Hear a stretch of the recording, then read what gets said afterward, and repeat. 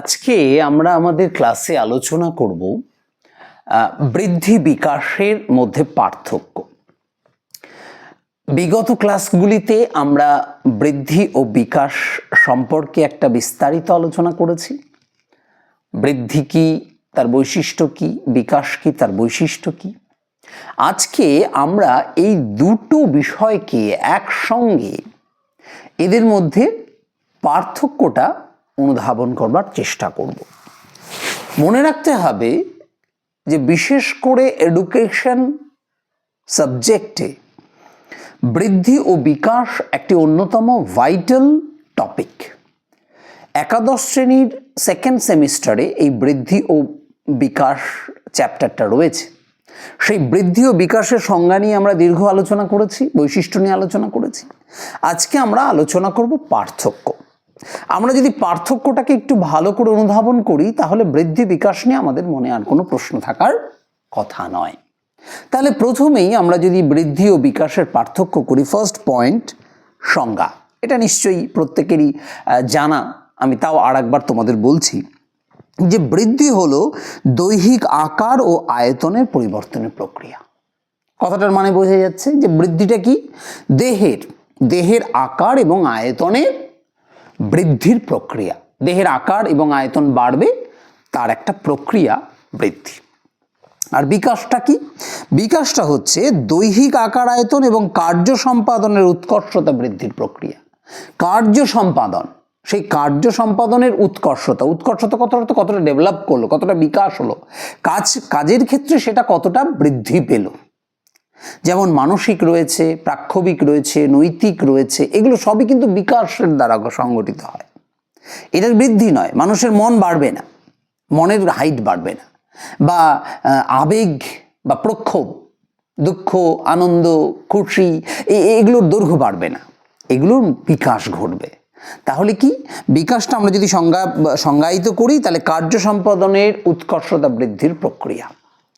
2 number, আমরা যদি দেখি ধারণা, কি ধারণা রয়েছে? যে বৃদ্ধির ধারণা কেবলমাত্র দেহের বা শরীরের মধ্যে সীমাবদ্ধ। দেহ আর শরীরের মধ্যেই বৃদ্ধিটা সীমাবদ্ধ। আর বিকাশের ধারণায় রয়েছে দৈহিক, মানসিক, সামাজিক, সম্পূর্ণটাই অন্তর্ভুক্ত রয়েছে বিকাশে। দৈহিক তো রয়েইছে, সঙ্গে সামাজিক রয়েছে, প্রাক্ষবিক রয়েছে, মানসিক রয়েছে, তার বিকাশ সংঘটিত হয়। 3 নম্বর বলেছে পয়েন্ট, অনুশীলন ও মিথস্ক্রিয়ার প্রভাব। বৃদ্ধি স্বতঃস্ফূর্ত হলে অনুশীলনের প্রভাব দেখা যায়। বৃদ্ধির ক্ষেত্রে কিন্তু অনুশীলনের করলে কিন্তু বৃদ্ধি বাড়ে। আমরা যদি দেখি যে ক্রমাগত যদি রিং করা হয় তাহলে কিন্তু হাইটটা বাড়ে, সেটা বৃদ্ধির ক্ষেত্রে সংগঠিত হয়, যে অনুশীলনের মাধ্যমে বৃদ্ধি বাড়ানো যায়। কিন্তু আমরা যদি দেখি বিকাশ অনুশীলনের পাশাপাশি মিথস্ক্রিয়ার প্রভাব দেখা দেয়।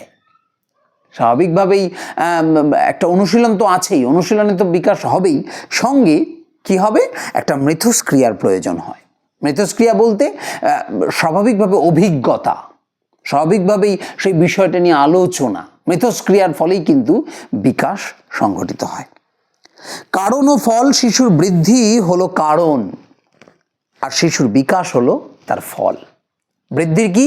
বৃদ্ধি হচ্ছে কারণ আর বিকাশ হলো তার ফল। সময়কাল, বৃদ্ধি একটা নির্দিষ্ট সময় পর্যন্ত ঘটে, তারপরে সেটা বন্ধ হয়ে যায়, আমরা প্রত্যেকেই জানি। আর বিকাশের ক্ষেত্রে আমরা জানি যে বিকাশ কিন্তু মৃত্যুর আগে পর্যন্ত চলতে থাকে। পরিমাণগত, পর্যবেক্ষণগত, বৃদ্ধি পরিমাপযোগ্য, এটাকে মাপা যায়। কত হাইট হলো সেটা কিন্তু আমরা মাপতে পারবো, কত ফুট হলো সেটা কিন্তু আমরা মাপতে পারবো। কিন্তু বিকাশ কিন্তু পর্যবেক্ষণযোগ্য। বিকাশটা আমাদের পর্যবেক্ষণ করতে, এটা পরিমাপ করা যায় না, এটা পর্যবেক্ষণ করা যায় যে তার মধ্যে কতটা ডেভেলপমেন্ট এসছে, সে কতটা বিকশিত হয়েছে, কতটা বিকাশ ঘটেছে তার মধ্যে। প্রকৃতি, বৃদ্ধি পরিমাণগত পরিবর্তনের প্রক্রিয়া, পরিমাণগত যে প্রক্রিয়া সেই প্রক্রিয়াটা সংঘটিত হয়। আর বিকাশ পরিমাণগত গুণগত পরিবর্তনের প্রক্রিয়া। পরিমাণ তো হয়ই, সঙ্গে তার গুণগত প্রক্রিয়া, গুণগত পরিবর্তনের প্রক্রিয়া, তার গুণটা বাড়ে। বৃদ্ধি জীবন বিকাশের একটি সরল প্রক্রিয়া। বৃদ্ধি কি? জীবন বিকাশের একটা খুব সরল একটা প্রক্রিয়া। আর বিকাশ জীবন বিকাশের একটি জটিল প্রক্রিয়া।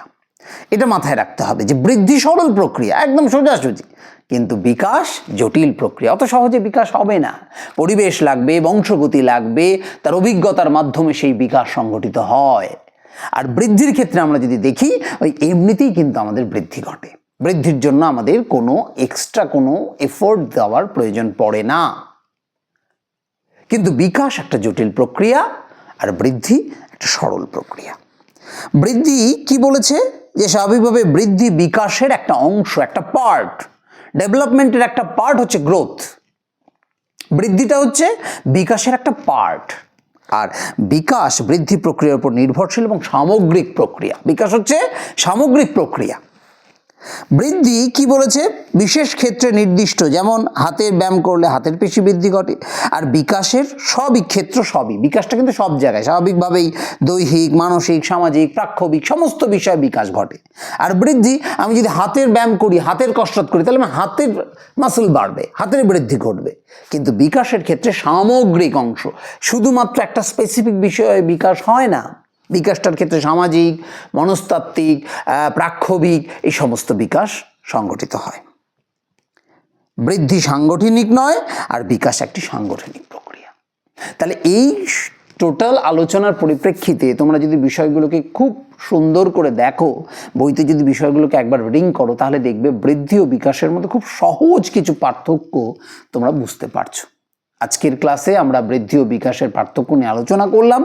যদি কারো কোনো প্রশ্ন থাকে, বুঝতে কোনো অসুবিধা থাকে, অবশ্যই তোমরা কমেন্টে জানাবা, আমরা সেটা নিয়ে আবার আলাদা আলোচনা করব।